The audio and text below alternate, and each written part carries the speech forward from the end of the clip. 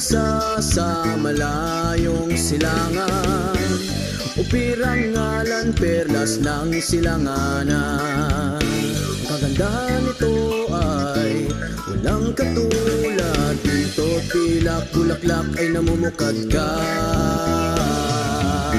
Bangon upir, bangon tayo ay aahon sa mga dayuhang umalipin noong unang panahon. Tumindig ka, gulat ang iyong mga mata, panahon na sabi ng abayahawa. Okay, hello po sa ating lahat. Mga kapatid, tayo po ay magpapatuloy sa ating talakayan ng Torah at Tipan. At para sa ating mga tagapakinig, kung mayroon po kayong mga nais i-clarify, huwag pong mahihiya na ilagay sa comment section sa atin pong YouTube channel para mapag-usapan po namin sa mga susunod na talakayan. So ngayon po ay tutuloy natin ang mga huling kabanata dito sa ikalawang aklat ng Kronika.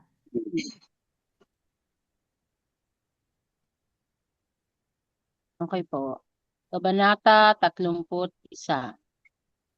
Nang matapos ang lahat ng ito, ang mga Israelita na naroon ay lumabas patungo sa mga bayan ng Judea at winasak ang mga idolo. Pinutol ang mga Asherah pole at winasak ang mga mataas na dako at mga altar sa mga buong tribo ng Juda, Benjamin at Ephraim at Manase. Pagkatapos nilang sirain ang lahat ng ito, ang mga Israelita ay nagbalik sa kani-kanilang mga bayan at ari-arian.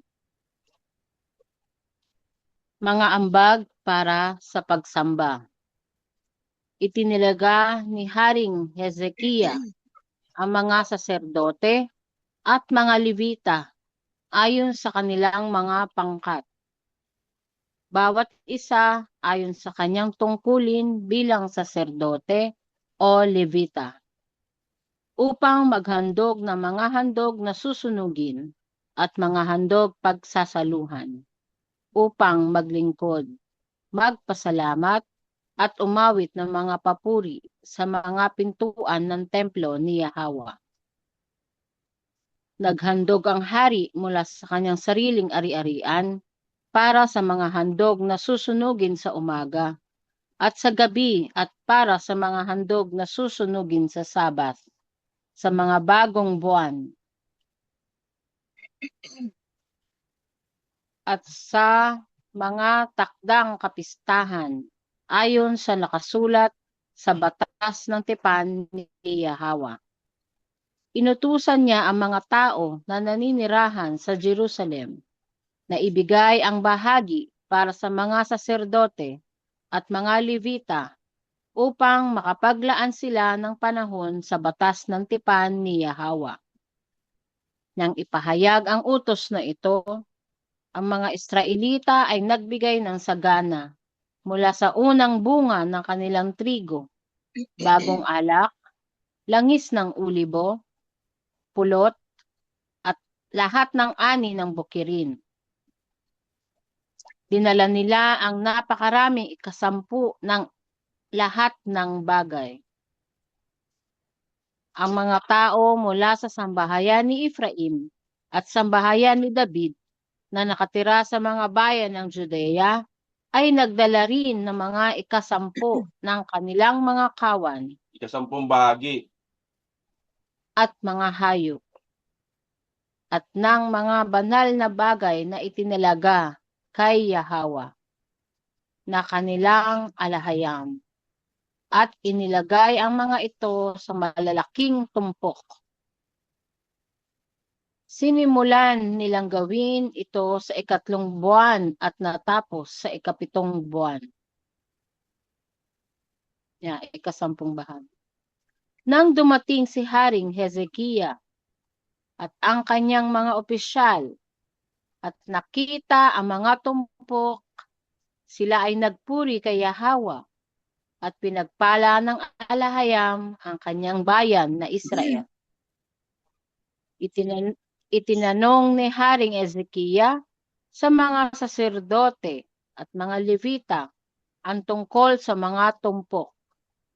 At si Azariah na punong saserdote mula sa angkan ni Zadok ay sumagot. Mula nang simulan ng mga tao ang pagdadala ng kanilang mga handog sa templo ni Yahweh, kami ay may sapat na pagkain at marami pang natira sapagkat pinagpala ni Yahweh ang kanyang bayan at ito ang malaking sobrang naiwan. Kaya't ipinag-utos ni Haring Hezekiah na maghanda ng mga silid-imbakan sa templo ni Yahweh at ginawa nga ito. Tapat nilang dinala ang mga handog, mga ikasampu at mga bagay na itinalaga.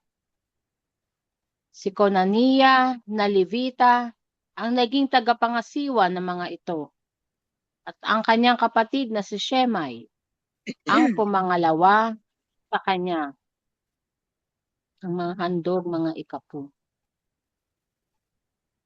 Sina Jeshil, Azaziah, Nahas, Asahel, Jeremos, Jozabad, Eliel, Ishmakia, Mahas at Benaiah ang naging mga katulong ni Konaniya at Shemai na kanyang kapatid. Sila ay naglingkod ayon sa utos ni Haring Hezekiah at Azariah at ni Azariah, ang tagapangasiwa ng templo ni Yahweh. Si Kore na anak ni Imna, isang Levita na tagapag-ingat ng silangang tarangkahan, ang namahala sa mga handog na kusang loob para sa alahayam at sa pamamahagi ng mga ambag na inihandog kay Yahweh, pati ng mga itinalagang bagay. Sina Eden, Benyamin, Jeshua, Shemaya, Amaria at Shekaniya ang tapat na tumulong sa kanya sa mga bayan ng mga saserdote sa pamamahagi sa kanilang mga kapwa saserdote ayon sa kanilang mga pangkat, maging matanda man o bata. Gayon din, sila ay namahagi sa mga kalalakihan mula tatlong taon pataas na nakatala sa mga talaang kanan. Lahat ng pumapasok sa templo ni Yahweh upang gampanan ang mga tungkulin sa araw-araw ayon sa kanilang gawain at pangkat. At namahagi rin sila sa mga saserdoteng nakatala ayon sa kanilang mga angkan sa talaang kanan at sa mga Levita mula 20 taon pataas ayon sa kanilang gawain at mga pangkat. Kabilang dito ang lahat ng mga bata, kababaihan, anak na lalaki at babae ng buong kapulungan na nakatala sa talaang kanan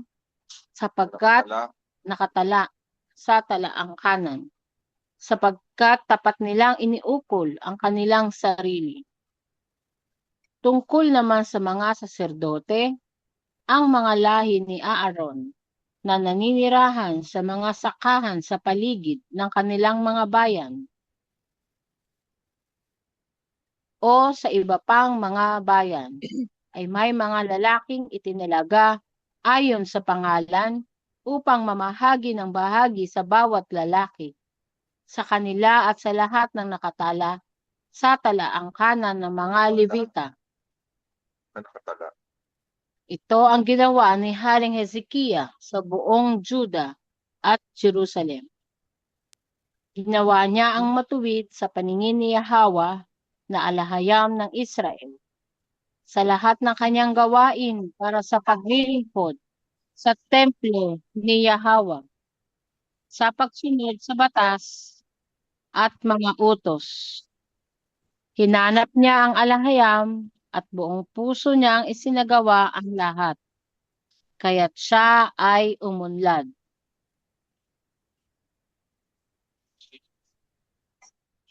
Na ano ko lang ay sa verse 21 yung hinanap, sinunod niya ang alahayam at buong puso niyang isinagawa ang lahat. Kasi yung hinanap parang ano yan, ba't hahanapin, di ba? Tayo ang nawawala palagi. Tapos, yung sige po, sis. Ano yung talangkahanan, mga kapatid? Genealogy. Genealogy yun. Mga Genealogy. oo, mga Bago tayo pumunta sa kabanata na yan, tatanong ko, di ba, ang anong sacerdote, yun ba yung tinatawag natin pare ngayon?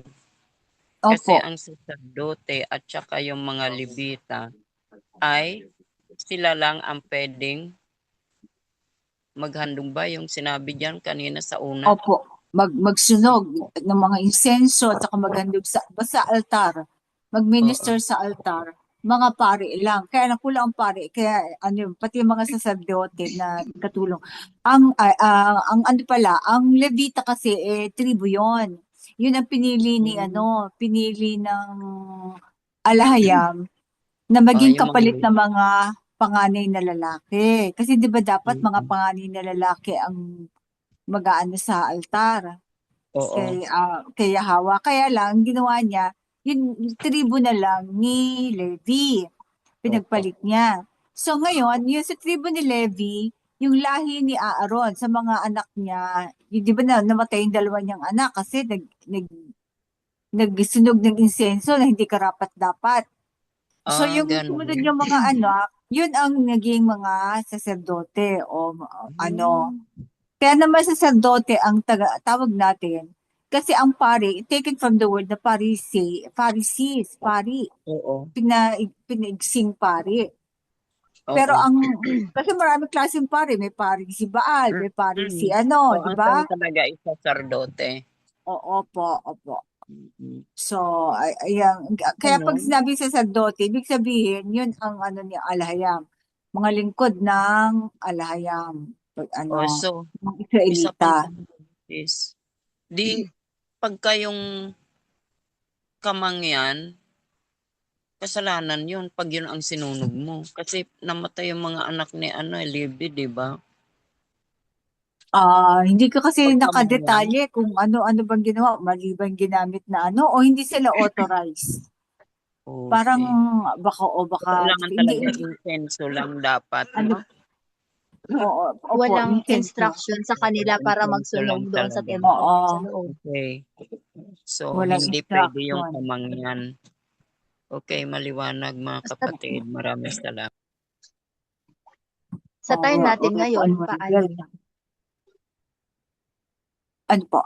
Sa time natin ngayon, kasi wala pa namang templo, no? Opo. Wala tayong templo, wala tayong mga So, ginagawa lang natin yung hanggang ating makakaya. Tapos, Pero pag pag meron, kailangan talaga may saserdote. May Levita. Mga elders, dahil wala tayo na mga elders. Opo, diba? mga pinuno ng bawat sambahayan. Kailangan magiging malinis sila. Kasi hindi natin matitrace kung lahi ka ba ni Levi o hindi. Pero siguro karamihan sa atin may lahing Levita kasi yung bloodline natin no? Nagkahalo-halo na. At lahat ng tribu ay may Levita. May ko rin dito yung si Haring Hezekiah, siya ang nagbigay ng ng mga katungkulan ng mga saserdote. So talaga nasa hari talaga ang ang pamumuno sa pananalig ng mga tao. May command sa lahat. Tapos naghandog ang hari mula sa kanyang sariling ari-arian para sa mga handog na susunugin. So nag-ano siya, nagbigay ng sarili niyang kaloob, kaya pinagpapala lalo ang hari nun, sarili niya. Hindi siya nanghingi basta-basta o nanghingi lang. Mismong kanyang mga ari-arian ang kanyang inihandog. At to lead by example, At tapos, inutusan niya ang mga Israelita na magbigay ng ikapu sa mga saserdote para hindi na magtrabaho ang mga Levita, para makapag-focus sa verse 4. Inutusan niya ang mga tao na naninirahan sa Jerusalem na ibigay ang bahagi para sa mga saserdote at mga Levita upang makapaglaan sila ng panahon sa batas ng tipan ni Yahweh, para mapag-aralan nila ng mabuti ang mga batas ng tipan. At Oo. hindi na sila magtrabaho. Ang mga ang bayan ang magpapakain sa kanila. At yun ay Okay. sobra-sobra. Kaya Oo. nakalikom sila ng ilang tumpok ng Mm. sobrang Kaya bahagi. gumawa sila ng kwarto, isa pang Oo, pagsisiligan. storehouses. Oo. Oo, mga sisidlan. Para Parang, din silang, syempre katulad din ng mga teacher yan. Bago sumabak sa kailangan din pag-aralan nila yung ituturo nila, oo. yung mga libita. Para Kaya ding wala abogado, silang, di ba? Mag-aral ka oo, muna ng law. lahat. Para mai-concentrate nila yung ituturo nila or ibabahagi nila. Tsaka umaga't gabi ang nila nun pag-aalay Kaya wala na silang panahon kung magtatrabaho ba sila. Okay. Maghahanap buhay pa. Wala na silang panahon yan. Mag-organize na Kaya, pala ang kingdom. Araw-araw ka pala maghahandog. Umaga at saka hapon. pero yan, may rotation sila. Pero tension na po. Oo. Kaya marami ang libita na yan. 2 weeks, 2 weeks sila yung puno sa dote at saka Ganun pala, ang rotation. So, kung natapos pala yung templo noon, ang susunod pala dyan, mga kahoy na gagamitin. Tapos susunod Oo. dyan, yung Pero hindi naman mabigat yung kung 12 tribu ang nagko-contribute. Alam ko nagbibigay sila once 1 month in a year sa kanila inaasan yun Diba? Yung mga kahoy, yung mga Malakas na naman ang military nila dyan. Kayo po, may mga reaction kayo, mga kapatid? Maliwanag na mga sunod na kabanata. Okay. Balik sa Sis Maria, salamat. Okay po. Kabanata 32. Sennacherib, binantaan na ang Jerusalem. Pagkatapos ng lahat ng tapat na ginawa ni Haring Hezekiah, dumating si Haring Sennacherib ng Assyria at sinalakay ang sambahayan ni David. Kinubkob niya ang mga bayang may pader.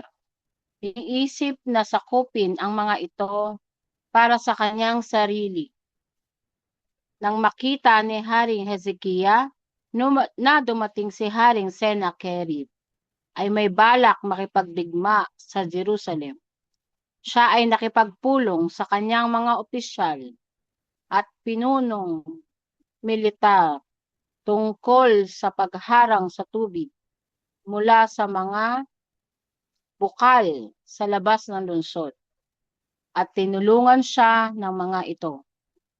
Kaya't nagtipon sila ng maraming tao na nagharang sa lahat ng bukal at sa agos ng ilog na dumadaloy sa lupain. Sinabi nila, bakit pa natin pababayaan ang mga hari ng Assyria na makatagpo ng saganang tubig? Pagkatapos nito, nagsikap si Hezekiah na ayusin ang mga sirang bahagi ng pader. Magpatayo ng mga tore sa ibabaw nito. Gumawa ng isa pang pader sa labas ng una at pinatibay ang mga teresa sa lungsod ni David. Gumawa rin siya ng maraming sandata at kalasag. Itinilaga niya ang mga pinuno ng hukbo sa mga tao at tinipon ang mga ito sa liwasan ng tarangkahan ng lungsod at pinalakas ang kanilang loob sa pagsasabing, magpakatatag kayo at lakasan ang inyong loob. Huwag kayong matakot ni manghina sa harap ng hari ng Assyria at ng napakaraming hukbo niya, sapagkat mas makapangyarihan ang nasa atin. Sa kanya ay ang bisig ng laman lamang, ngunit sa atin ay si Yahwa na ating alahayam na tutulong sa atin at makikipaglaban sa ating mga labanan. Kaya't lumakas ang loob ng mga tao dahil sa sinabi ni Haring Hezekiah.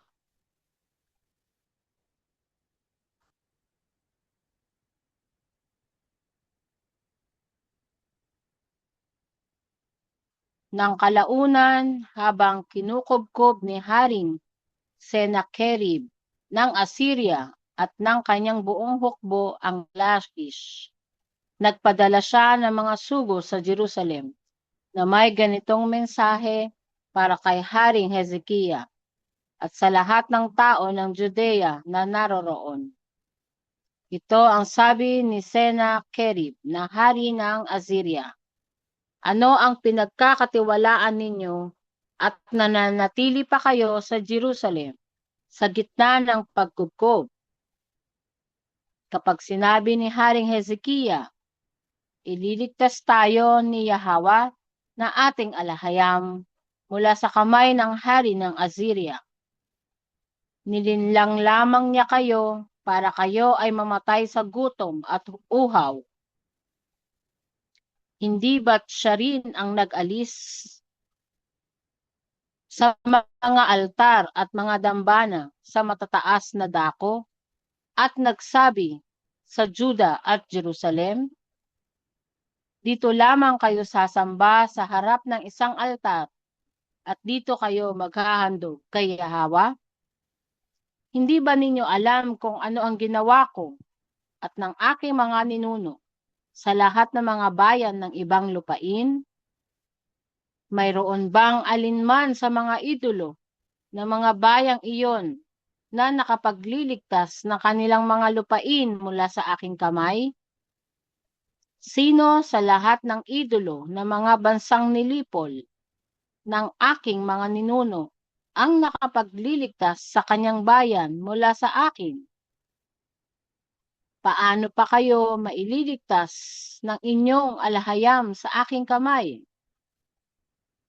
Kaya't huwag kayong palinlang kay Hezekiah at huwag kayong magpapaniwala sa kanya, sapagkat walang idolo ng alinmang bansa o kaharian ang nakaligtas sa kanilang bayan mula sa aking kamay at sa kamay ng aking mga ninuno. Lalo pang hindi kayo maililigtas ng iyong alahayam mula sa aking kamay. Nagpatuloy ang mga sugo ni Sennacherib sa pagsasalita laban kay Yahwa, ang alahayam ng Israel, at laban sa kanyang lingkod na si Haring Hezekiah. Sumulat din siya ng mga liham na nilalaspastangan si Yahwa na alahayam ng Israel. Sinabi niya kung paanong ang mga idolo ng mga bayan ng ibang lupain ay hindi nakapagligtas ng kanilang bayan sa aking kamay, gayon din ang alahayam ni Hezekiah ay hindi makapagliligtas sa kanyang bayan mula sa aking kamay. At sumigaw sila sa wikang Hebreo sa mga taong nasa pader ng Jerusalem upang takutin at panghinaan ng loob ang mga ito. At unang mapasakamay nila ang lungsod. At upang mapasakamay nila ang lungsod. at kanilang nilait ang alahayam ng Israel na gaya ng pagtrato nila sa mga idolo ng mga bansa na gawa lamang ng kamay ng tao. Dahil dito, nanalangin si Haring Hezekiah at si Isaya na propeta, anak ni Amos, at sumigaw ng panalangin sa langit. At nagpadala si Yahweh ng isang makalangit na nilalang na pumuksa sa lahat ng mandirigma, mga pinuno at mga opisyal sa kampo ng hari ng Assyria. Kaya't bumalik si Sennacherib sa kanyang lupain na may kahihiyan, at nang siya ay pumasok sa templo ng kanyang idolo, pinatay siya roon ng ilan sa kanyang sariling mga anak. Sa gayon, iniligtas ni Yahweh si Haring Hezekiah at ang mga taga-Jerusalem mula sa kamay ni Haring Sennacherib ng Assyria at mula sa lahat ng iba pa. At iningatan niya sila sa lahat ng panig. Maraming nagdala ng mga handog kay Yahweh sa Jerusalem at mahalagang regalo kay Haring Hezekiah ng sambahayan ni David. Kaya't mula noon, siya ay lubhang ginagalang ng lahat ng bansa. Ang pagmamalaki, tagumpay at kamatayan ni Haring Hezekiah. Nang panahong iyon, si Haring Hezekiah ay nagkasakit at muntik nang mamatay. Nanangis siya kay Yahweh at siya ay sinagot at binigyan ng isang himalang tanda. Isaiah 38. Ngunit si Haring Hezekiah ay naging palalo at hindi nagpasalamat sa kabutihang ipinakita sa kanya. Kaya't dumating ang puot ni Yahweh sa kanya at sa Judea at Jerusalem. 2 Mga Hari 20:12-18. Gayunpaman, si Haring Hezekiah ay nagpakumbaba sa kapalaluan ng kanyang puso, ganun din ang mga taga-Jerusalem. Kaya't hindi dumating ang puot ni Yahweh sa kanila habang nabubuhay pa si Haring Hezekiah. Si Haring Hezekiah ay nagkaroon ng napakaraming kayamanan at karangalan. Nagtayo siya ng mga imbakan para sa pilak, ginto, mahalagang bato, pabango, kalasag at iba't ibang mahalagang kagamitan. Nagtayo rin siya ng mga imbakan para sa ani ng butil, bagong alak, langis ng ulibo, gumawa ng mga kulungan ng mga baka at kulungan ng mga kawan. Nagtayo siya ng mga bayan at nagkaroon ng napakaraming kawan at mga bakahan, sapagkat pinagpala siya ni Yahweh ng malaking kayamanan.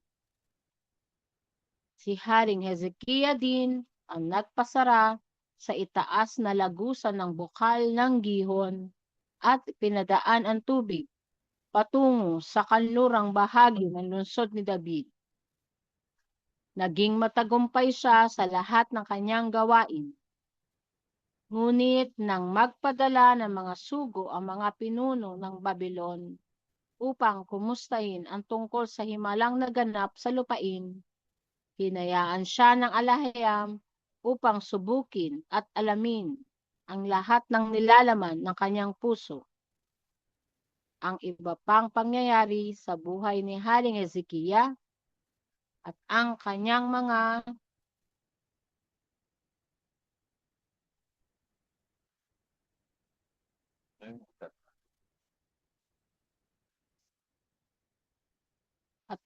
mga gawaing tapat ay nasusulat sa kasulatan ng propetang Isaya, si Isaya na anak ni Amos, at sa mga aklat ng mga hari ng sambahayan ni David at ng sambahayan ni Ephraim.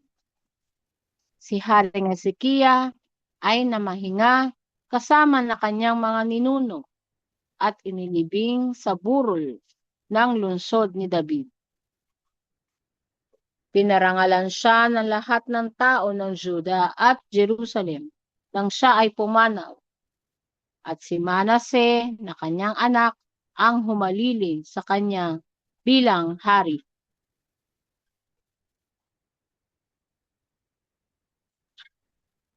Na makareact lang Sige dun po. sa dun sa verse 31, ay ito parang 'di ba naging mayabang siya, then siya mamamatay na dapat pero nagpakumbaba si Haring Hezekiah.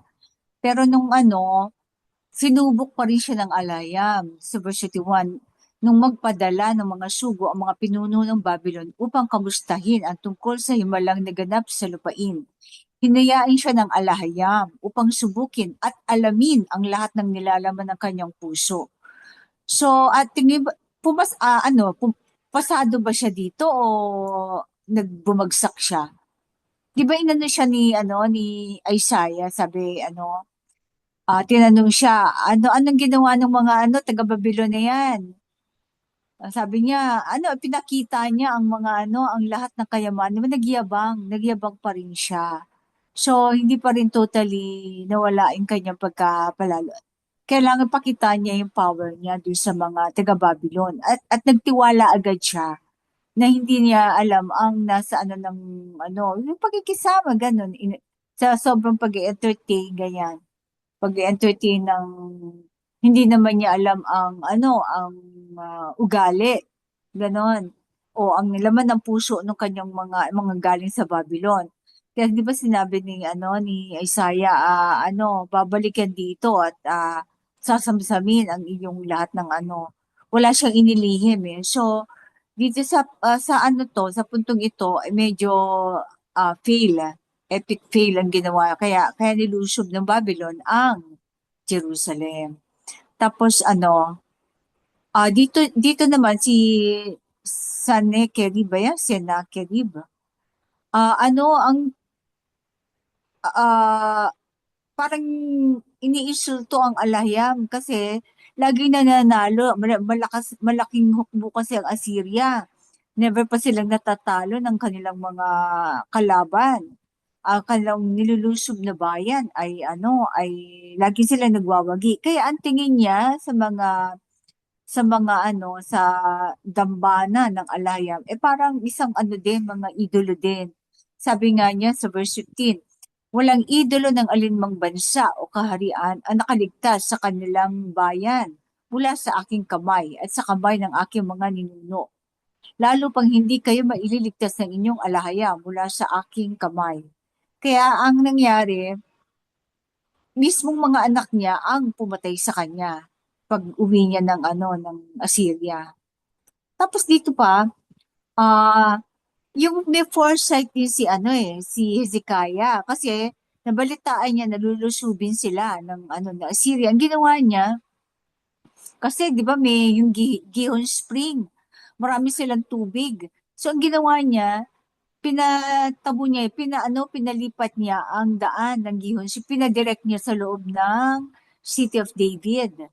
So hanggang ngayon nandun pa yung yung spring, pinadaan niya doon sa ilalim ng ng templo. So yung spring ay yun yung inabutan ng Messiah na bumubulwak-bulwak. Di ba ito yung sinasabi ng mensahero na ang karakteristik ng spring na to ay pabulwak-bulwak. So pag bumubulwak na, dun nagiging miraculous, ang daming may kapansanan na pupunta doon para mag-heal. Kasi yan eh. Siyempre, yung tubig na yan, living water yan. So yun yung ginawa ni Hezekiah at yan ang isa sa pinakamalaking kanyang accomplishment. Yung paglilipat ng tubig patungong City of David. Ganyan na. Kaysa sa mga mahalaga talaga na meron kang source of water lalo na pag hindi natin alam. Kaya siguro pinapupunta tayo sa mga go to the wilderness or to the mountain, di ba? Sabi ng pag nagkaroon na ng ng sa Jerusalem putukan.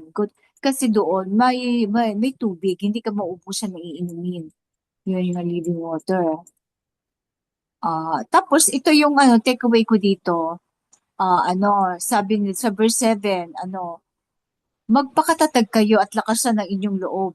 Huwag kayong matakot ni manghina sa harap ng hari ng Assyria o kung sino pang mga problema o unos na darating sa buhay natin at ng napakarami po niya sapagkat mas makapangyarihan ang nasa atin. Diba? Sabi niya, ang alahayam ang makikipaglaban sa ating, basta sumunod lang tayo sa kanya. And then, ang last, yung subtitle natin, yung Sennacherib, binantaan ang Jerusalem. Gawin natin, binantaan ni Sennacherib ang Jerusalem. Para kasing barok yung subtitle natin. Unang-unang subtitle natin. Binantaan ni Sennacherib ang Jerusalem. Ano po mga kapatid, may reaction pa po kayo? Maliwanag, sis. Ang ganda. So, ano pala? Tingnan mo, talagang living water ang hahanapin natin. Oo. Bukal yun, di ba? Kumbaga Full of minerals yun. Bukal yun. Opo. Kusang lumalabas. Hindi stagnant, no?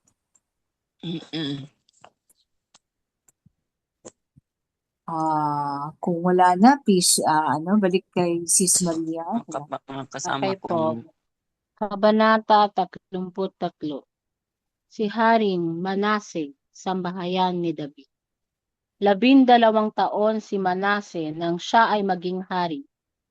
At siya ay naghari sa Jerusalem ng 55 taon. Ginawa niya ang masama sa paningin ni Yahweh sa pagsunod sa mga kasuklam-suklam na gawain ng mga bansang pinalayas ni Yahweh mula sa harap ng mga Israelita. Muling itinayo ni Haring Manase ang mga matataas na dako na winasak ng kanyang amang si Haring Hezekiah. Nagtayo rin siya ng mga altar para kay Baal at gumawa ng mga Asherah poles. Yumukod siya at sumamba sa lahat ng bituin sa langit. Nagtayo siya ng mga altar para sa mga idolo sa templo ni Yahweh, kung saan sinabi ni Yahweh, ang aking pangalan ay mananatili sa Jerusalem magpakailanman. Sa parehong mga looban ng templo ni Yahweh, nagtayo siya ng mga altar para sa lahat ng bituin sa langit. Inihandog niya ang kanyang mga anak sa apoy sa lambak ng Ben Hinnom. Nagsanay ng panguhula at panggagaway. Humingi ng mga palatandaan at kumonsulta sa mga espiritista at manghuhula. Napakaraming kasamaan ang kanyang ginawa sa paningin ni Yahweh na ikinagalit niya ng labis. Ang mga idolong ginawa niya ay inilagay niya sa templo ni Yahweh, kung saan sinabi ng alahayam kay Haring David at sa kanyang anak na si Haring Solomon. Sa templong ito sa Jerusalem na aking pinili mula sa lahat ng bayan ng Judea, ay ilalagay ko ang aking pangalan magpakailanman. Hindi ko na muling palalayasin ang mga Israelita mula sa lupaing ibinigay ko sa kanilang mga ninuno, kung sila ay magiging masunurin sa lahat ng aking utos, mga batas at tuntuning ibinigay sa pamamagitan ni Moises. Ngunit iniligaw ni Haring Manase ang mga tao ng Judea at Jerusalem. Ano pat mas masama pa ang kanilang ginawa kaysa sa mga bansang winasak ni Yahweh sa harap ng mga Israelita. Nagsalita si Yahweh kay Haring Manase at sa kanyang bayan, ngunit hindi nila ito pinansin. Kaya ipinadala ni Yahweh ang mga pinuno ng hukbo ng hari ng Assyria laban sa kanila. Hinuli nila si Haring Manase, inilagay ang isang kawit sa kanyang ilong. Kinapos siya ng tansong kadena at dinala siya sa Babylon. Sa kanyang paghihirap, hinanap niya ang kagandahang loob ni Yahweh na alahayam at lubos siyang nagpakumbaba sa harap ng alahayam ng kanyang mga ninuno. Nang manalangin siya, nahabag si Yahweh at dininig ang kanyang panalangin. Kaya ibinalik siya sa Jerusalem at sa kanyang kaharian. Doon nalaman ni Haring Manase na si Yahweh ang tunay na alahayam. Pagkatapos nito, muling itinayo ni Manase ang panlabas na pader ng lungsod ni David sa kanlurang bahagi ng bukal ng Gihon sa Lambak hanggang sa pasukan ng pinto ng isda at pinalibutan ang burol ng Ophel. Pinalakas niya ito ng gusto. Nagtalaga rin siya ng mga pinunong militar sa lahat ng nakukutaang lungsod ng Judea. Inalis niya ang mga idolo sa templo ni Yahweh. Gayon din ang lahat ng altar na kanyang itinayo sa burol ng templo at sa Jerusalem. At itinapon ang mga ito sa labas ng lungsod. Pagkatapos, ibinalik niya ang altar ni Yahweh at naghandog ng mga handog pagsasaluhan at pasasalamat dito. Inutusan din niya ang mga taga-Judea na maglingkod kay Yahweh, ang alahayam ng mga Israelita. Gayunman, ang mga tao ay patuloy na naghahandog sa matataas na dako. Ngunit para lamang kay Yahweh na kanilang alahayam. Ang kanyang panalangin at kung paanong nahabag ang alahayam sa kanyang dalangin, gayon din ang lahat ng kanyang mga kasalanan at kasamaan, at ang mga lugar na kanyang tinayuan ng mga matataas na dako, sa mga Asherah poles, at mga idolo bago siya nagpakumbaba ay nakasulat sa mga aklat ng mga propeta. Ang iba pang mga pangyayari sa kanyang paghahari ay nakasulat sa mga talaan ng mga hari ng sambahayan ni David. Si Haring Manase ay namahinga kasama ng kanyang mga ninuno at inilibing sa loob ng kanyang palasyo. Si Amon na kanyang anak ang humalili sa kanya bilang hari ng sambahayan ni David.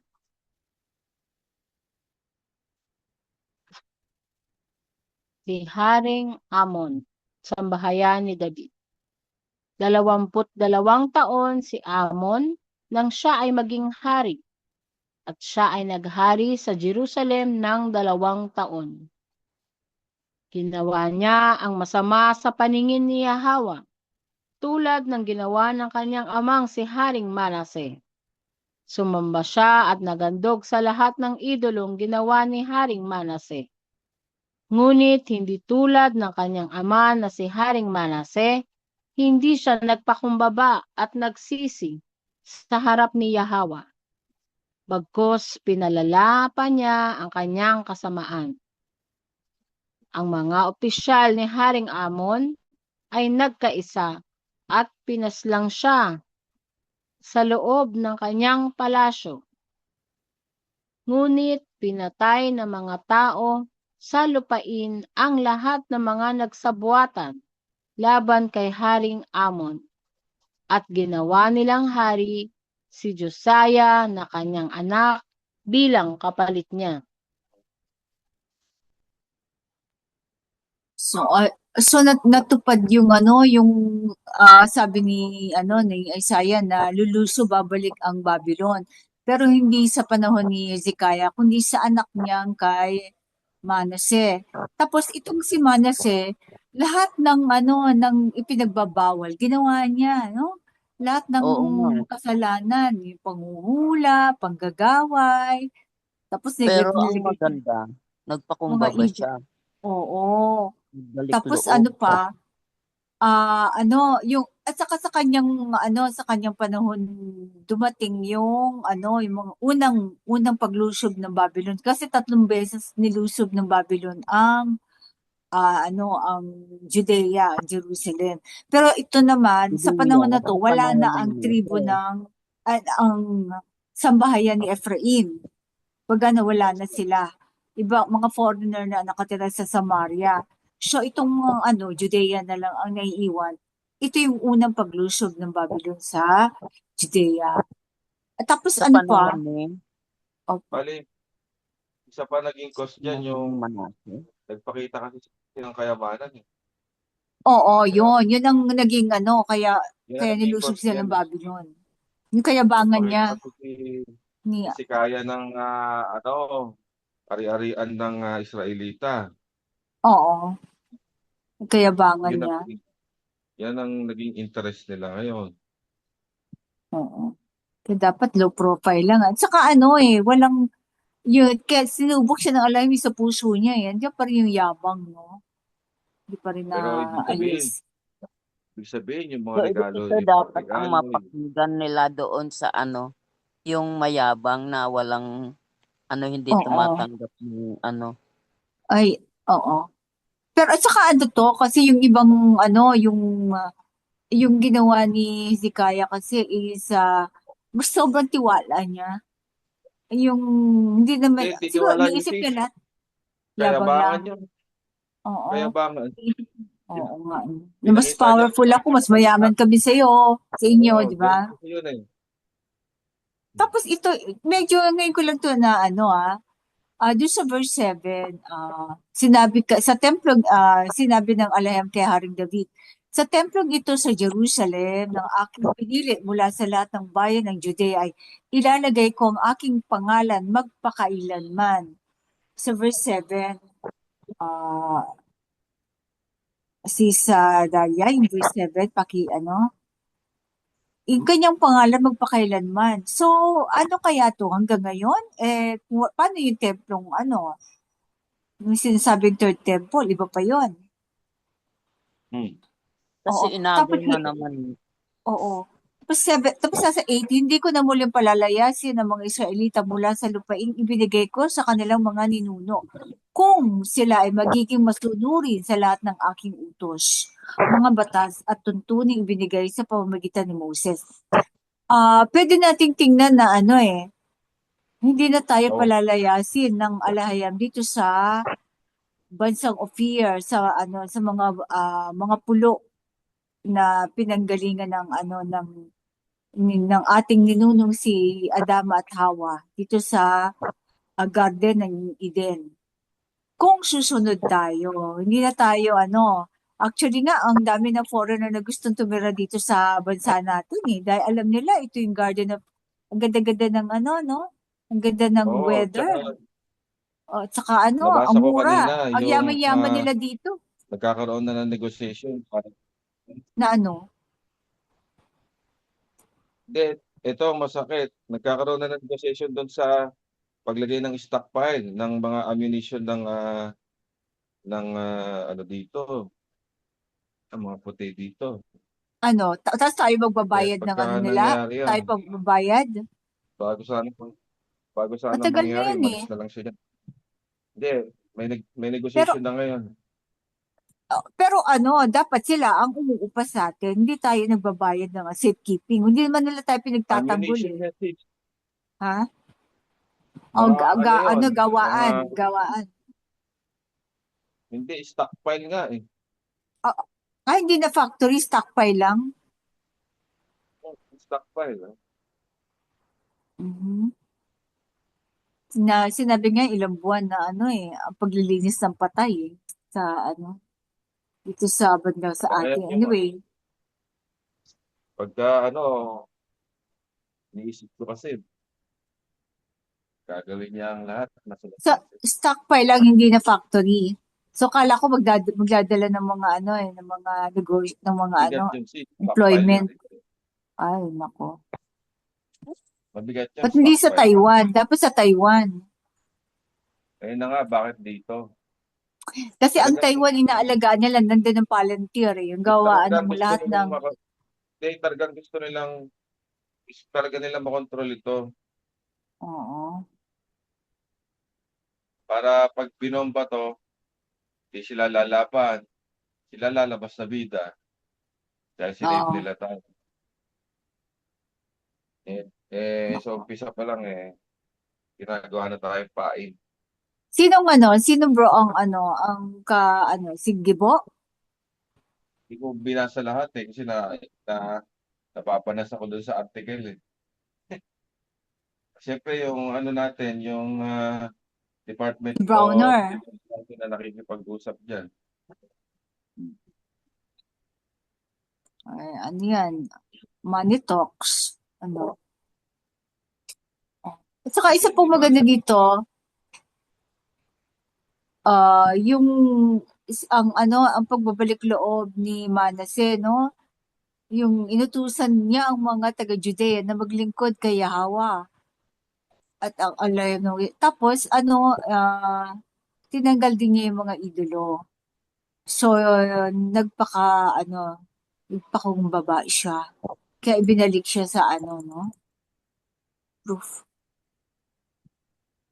Kaya lang itong Pero anak yung niya, anak niya naman, opo, sige. yung anak niya naman ang ano na naman, Oo. Kaya pumunod pinatay, tapos no? ibinalik din ang mga Kasi may halo-halo silang Kanaanita Kaya may mga pasaway din, no? Depende sa ina yan. Hindi nila sinabi dito kung sino ang ina. Kasi kung sinabi ang pangalan ng ina, ibig sabihin Israelita yon. Ngayon, pag hindi sinabi, Kanaanita to. May lahi.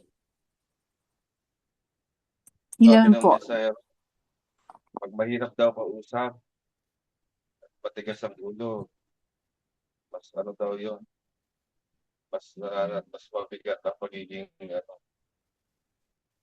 dugo ng Yung hindi, kanaanan. yung laging pasalungat, yung unteachable heart, no? Na binibigay mo yung katotohanan, kailangan sasalagin, no? Ay tumanggap ng correction. Or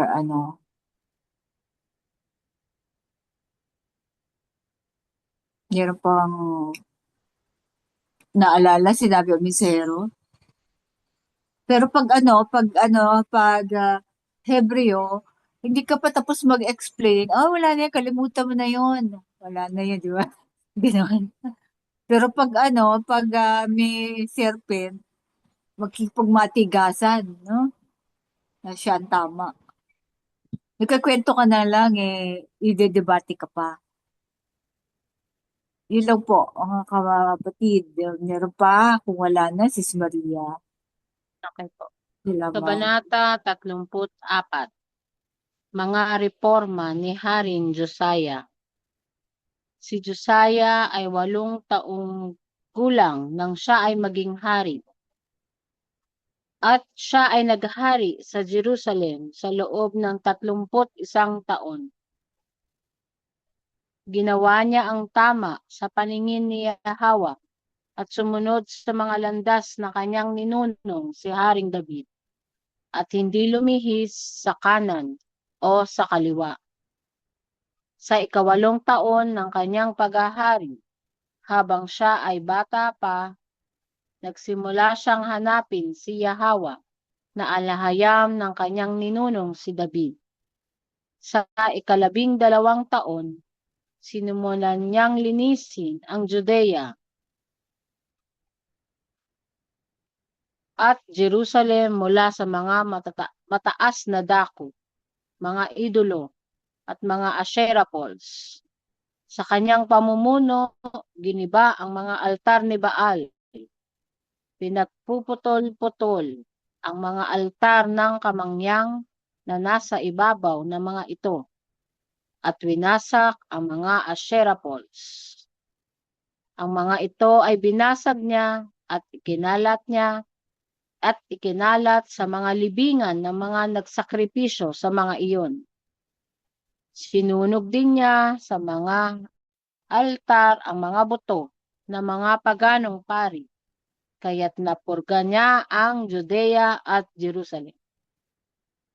Sa mga bayan ng mga tribo ni Manase, Ephraim at Simeon, hanggang sa Naphtali at sa mga guho sa palibot nito, giniba niya ang mga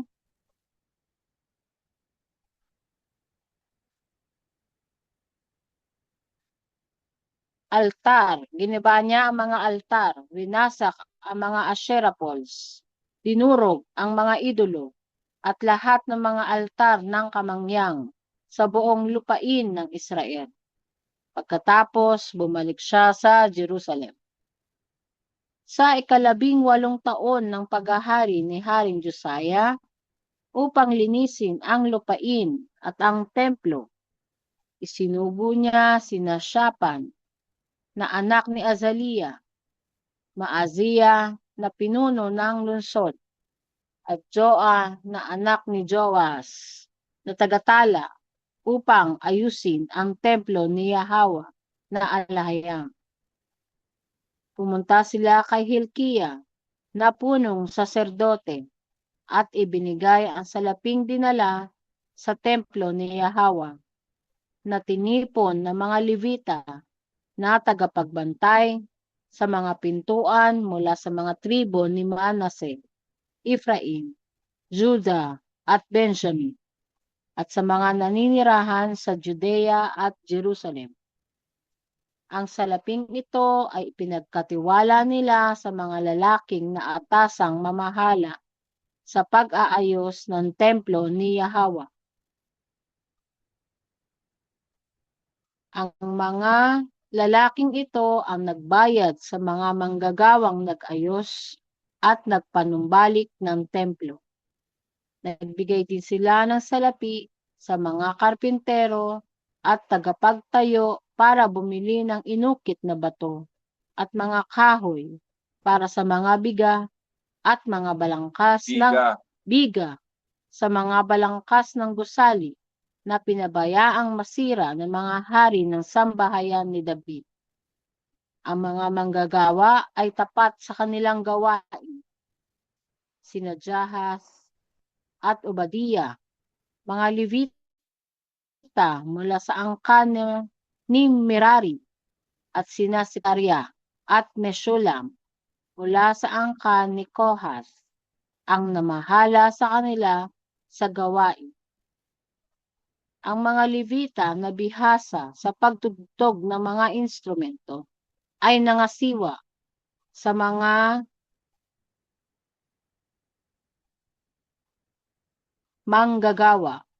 May ilan din sa mga Levita na mga kalihim, tagapagtala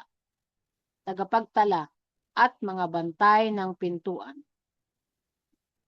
Ang pagkakatuklas sa aklat ng tipan. Habang inilalabas nila ang salaping dinala sa templo ni Yahweh, natagpuan ni Hilkiah na saserdote ang aklat ng tipan ng kautusan ni Yahweh na ibinigay sa pamamagitan ni Moises. Sinabi ni Hilkiah kay Shaphan na kalihim, natagpuan ko ang aklat ng tipan ng kautusan sa templo ni Yahweh. Ibinigay niya ito kay Shaphan. Kinuha naman ito ni Shaphan at dinala sa hari at iniulat sa kanya. Ginagawa ng iyong mga lingkod ang lahat ng ipinag-uutos sa kanila. Na ipamahagi na ang salaping natagpuan sa templo ni Yahweh at naipagkatiwala na sa mga tagapangasiwa at mga manggagawa. Pagkatapos, sinabi ni Shaphan na kalihim sa hari, ibinigay sa akin ni Hilkiah na saserdote ang isang aklat. At binasa ni Shaphan ang ilang bahagi nito sa harap ng hari. Nang marinig ng hari ang mga salita ng aklat ng tipan, pinunit niya ang kanyang mga kasuotan. Ipinag-utos niya kina Hilkiah, Ahikam na anak ni Shaphan, Abdon na anak ni Mika, Shaphan na kalihim, at Azariah na tagapaglingkod ng hari. Humayo kayo at sumangguni kay Yahwa para sa akin at para sa sambahayan ni David tungkol sa mga nilalaman ng aklat na ito na natagpuan. Sapagkat matindi ang galit ni Yahwa na ibinubuhos sa atin dahil ang ating mga ninuno ay hindi sumunod sa mga utos ni Yahwa at hindi isinagawa ang lahat na nakasulat sa aklat na ito. Kaya't sina Hilkiah at ang mga isinugo ng hari ay nagtungo sa Shallum, anak ni Tokhas, anak ni Hashra, tagapangalaga ng kasuotan.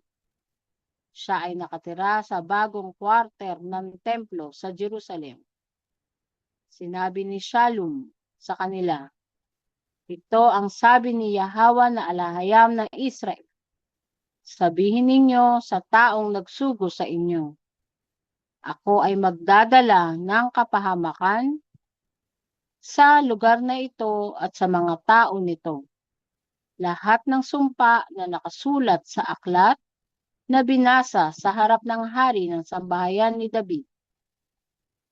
Sapagkat tinalikuran nila ako, nagsunog sila ng kamangyang sa mga idolo na gawa ng kanilang mga kamay at ginalit ako.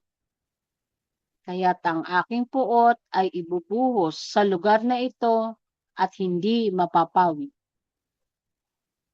Ngunit sabihin ninyo sa hari ng sambahayan ni David na nagsugo sa inyo upang sumangguni kay Yahwa. Ito ang sabi ni Yahwa tungkol sa mga salitang iyong narinig. Sapagkat ang iyong puso ay naging mapagkumbaba at ikaw ay nagpakumbaba sa harap ng alahayam nang marinig mo ang kanyang sinabi laban sa lugar na ito at sa mga naninirahan dito. At sapagkat ikaw ay nagpakumbaba sa akin, pinunit mo ang iyong kasuotan at lumuluhang lumapit sa akin. Narinig kita, sabi ni Yahwa. Kaya't ititipon kita sa iyong mga ninuno at ikaw ay ililibing ng payapa.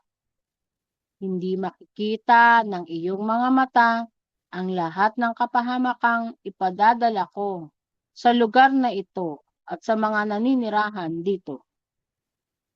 Kaya't ibinalik nila sa hari ang sagot. Pagkatapos, tinipon ng hari ang lahat ng nakatatanda ng Judea at Jerusalem. Pumunta siya sa templo ni Yahwa, sambahayan kasama ang mga saserdote, mga Levita, mga opisyal ng sambahayan ni David, at ang buong bayan ng Jerusalem.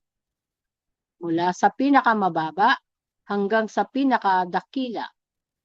Binasa niya sa harap nila ang aklat na tipan na natagpuan sa templo ni Yahwa. Tumayo ang hari sa tabi ng haligi at nagpanibagong tipan sa harap ni Yahwa. Na susunod kay Yahwa at tapat na susundin ang kanyang mga utos, tuntunin, at batas na nakasulat sa aklat ng tipan. Pagkatapos, pinasunod niya ang lahat ng Israelita sa tipan na iyon. At ginawa ng bayan ang ayon sa kasunduan. Inalis ni Haring Josiah ang lahat ng karumal-dumal na mga idolo sa buong lupain ng Israel at pinasunod niya ang lahat ng naroon sa lupain na maglingkod lamang kay Yahwa na kanilang alahayam. Hanggang sa panahon ng kanyang buhay, hindi sila tumalikod kay Yahwa, ang alahayam ng kanilang mga ninunong Israelita.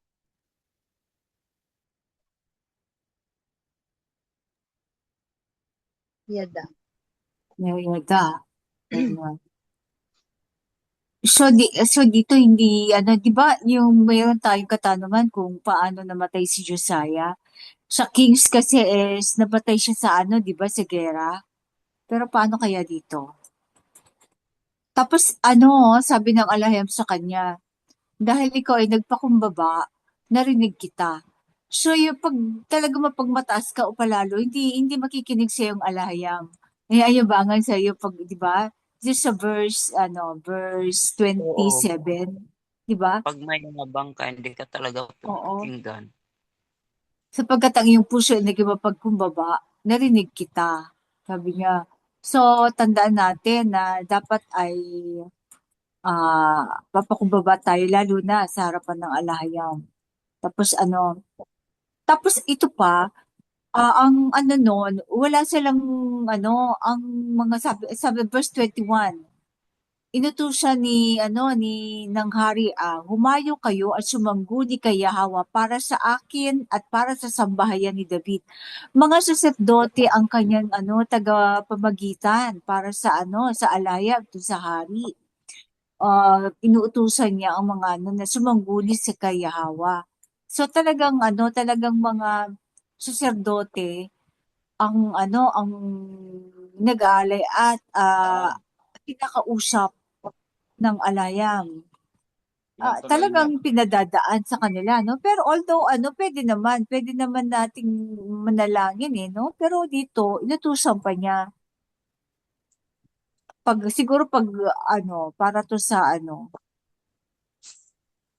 siguro kasama doon sa panalangin yon ay ang petisyon. Yun. Siguro nagkasama sa nag-aalay, no? Para sagutin, nag-aalay sila.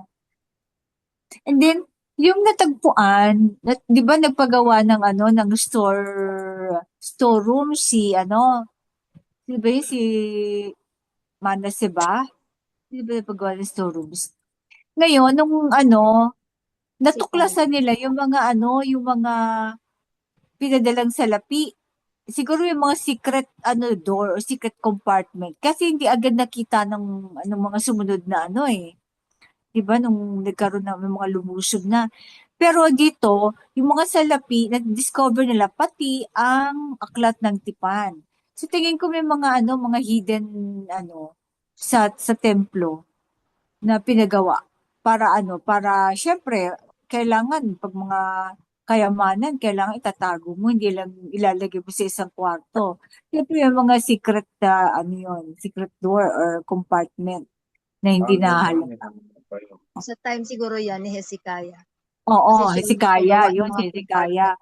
Kaya kaya pati yung aklat ng tipan na itago. Buti na lang kasi kung hindi, pati yun ay tinangay o baka na sinunog ng mga nag-invade sa kanila na Assyria, no? Hindi kaya naitago rin ulit yun. Pa, Hindi kaya naitago rin ulit yung alin?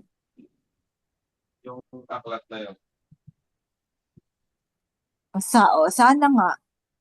Hindi ito nadala ng Hindi ito nadala, siguro na itago hanggang sa makabisto. Kasi hindi yan na hindi yan nadala ng mga Hindi ng 10 nakuha ng mga tribes. naglusob. Hindi, saka ng 10 tribe ng sambahayan ni Ephraim. Baka may mga kopya, no? Maaring may mga kopya ang sambahayan ni Ephraim. Saka sa Ethiopia, no? Tapos doon galit na galit ang alahayam sa sinusunog na kamangyang doon sa mga idolo. Oo. So kamangyan talaga gamit nila. Which is, sa idolo yan. Hindi Anong ano talaga. yun? Anong verses? Di ko Ang naman Kamanyang, so dito, mga altar ng Kamanyang buong verse 6, chapter, ano to? Tingnan ko sa English. Kasi, ang insenso, tinatagalog ng Kamanyang, 34:6. Kaya, ano, double check mo, 34:6. kamangyan. Iba ang kamangyan, iba ang insenso. Oo nga eh. Kaya lang kasi, pag si AI, ginagawa niya ang kamangyan ng insenso. 34:6. Pero ang kamangyan, yan ang Iba. gamit ng mga nagre-ritual. Oo.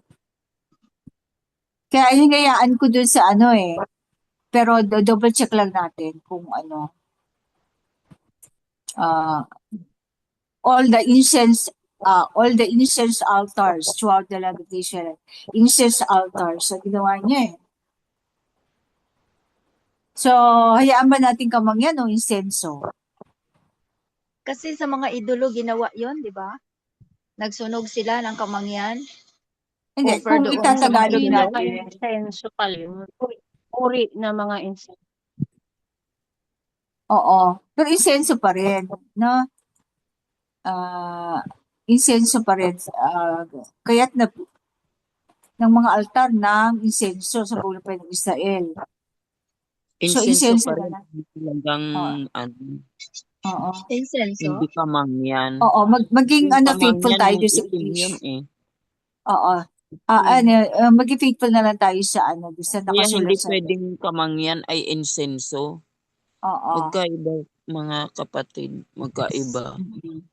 At Kaya saka nga ayaw niya, lalong diba? dobleng galit. Kasi ang insenso para lang sa alaya, pero ginamit nila sa mga idolo, sa mga di ba? Oo. Sa mga idolo, Napurga. kamangyan. Insenso para sa alahayang. Oo. Kaya Kaya lang ma-insenso ginamit na tayo nila. gamit natin. Oo. Kaya lang ginamit ang insenso, ginamit nila sa mga idolo. Kaya doble double whammy to.